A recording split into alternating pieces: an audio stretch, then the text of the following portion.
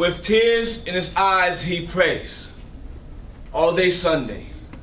Every morning, every night, from Saturday to Sunday, with the hopes that one day the Lord might lead his grandson's heart to change. It's hard to stare at the outcome when you know from whence it came. The same way it's hard to stare at the chamber when you're where it's aimed at point blank range. Another mother's baby slain, breath taken away in the heat of a fiery exchange taken loosely.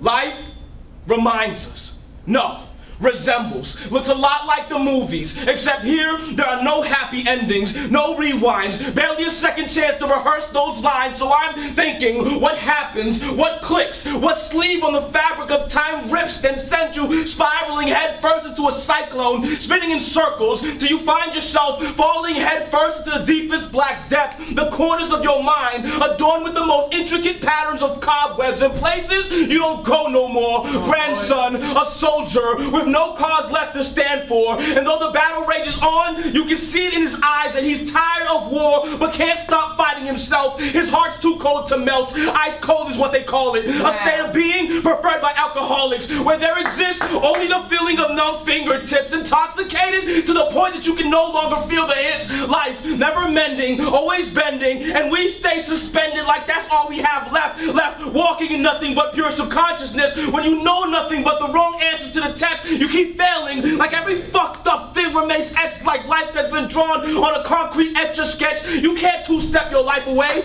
No amount of bottle popping can chase away the dull and constant pain. Can't even beg for it to stop, because any minute something is going to pop, and it's usually when you can't seem to get anything on lock, so you beg God to let you cock back the Glock for a sweeter release than one blessed by the hands of God in the solace of night, at those times when nothing feels right but the complete abandonment of hope, the other uselessness of self, the freedom and the thought that you don't even owe it to yourself. What life would it have been to have lived?